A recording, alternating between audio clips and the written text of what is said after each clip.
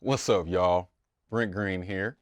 Now, it has come to my attention that many black youths move to Humboldt County not knowing what to expect, more than often attracted there by HSU's sports program, or the world-class cannabis, or just seeking an escape from the rat race in its many diverse forms.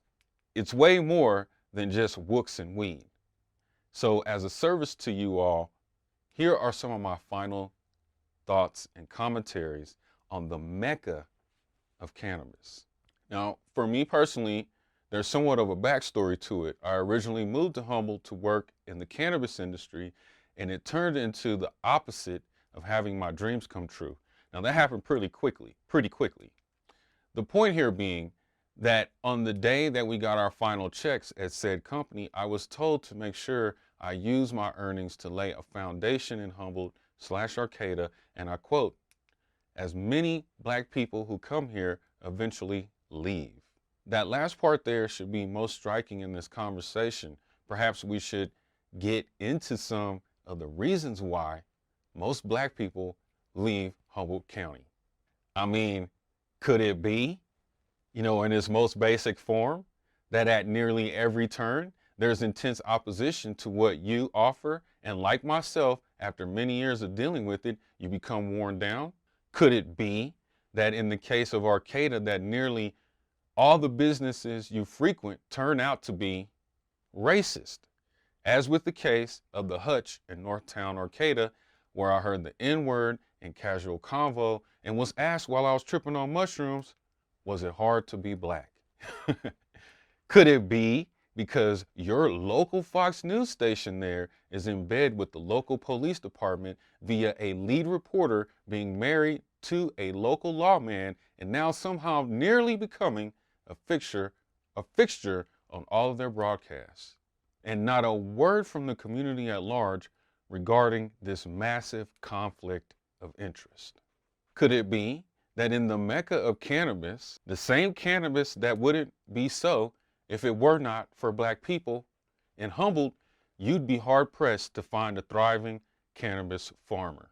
Could it be because the Nazi cops there who match with the local women on Tinder and proceed to ask questions about as many members of the community as possible?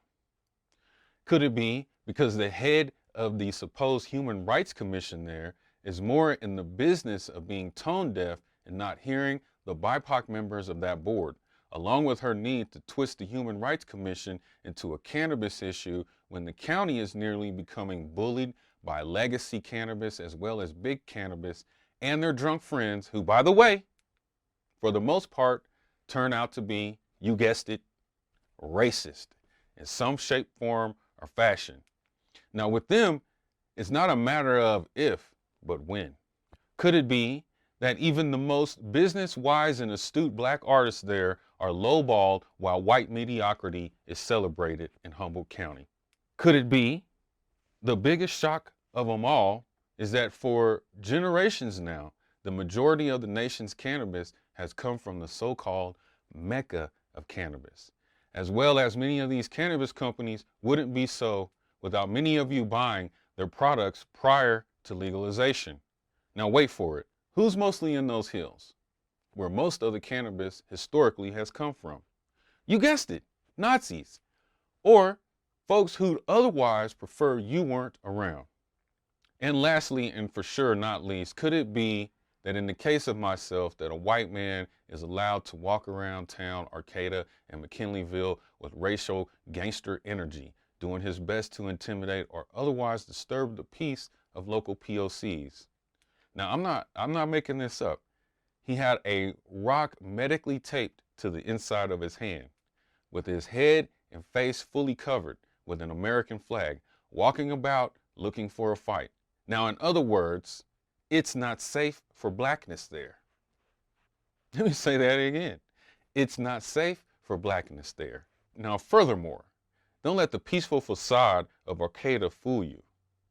It's the same place where we often see Nazi salutes in the plaza. It's the same place where a young black man, Josiah Lawson, was murdered at a school function, and the city has still yet to show any willingness to arrest his killer. Yeah, thereby leaving your community with a killer roaming around. But no one cares about that. It's the same place that just last year someone was set on fire on the steps of a church.